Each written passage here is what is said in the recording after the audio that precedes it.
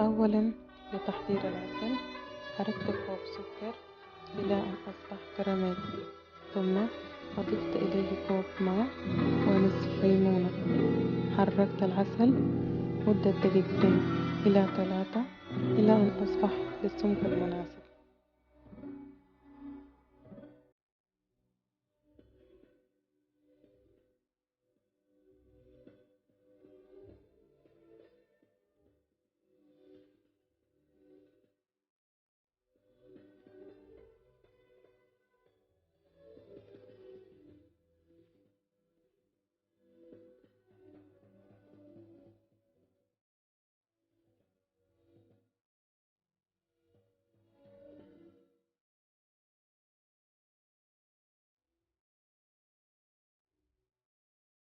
وبعد أن برد العسل تماما أضفت البيضة، السكر المتبقي، السمن، القرفة والجنزبيل ورشة الملح.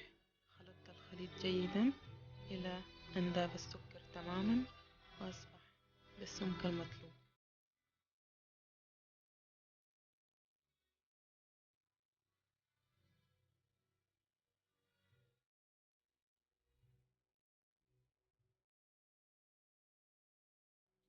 خلطت المقادير الجافة وأضفت إلى خليط العسل، عجنت لغاية ما حصلت على عجينة متماسكة سهلة التشكيل.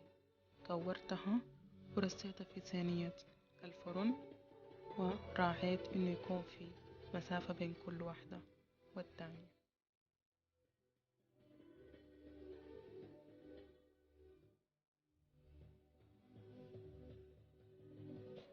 رشيت على كل واحدة من فوق سكر.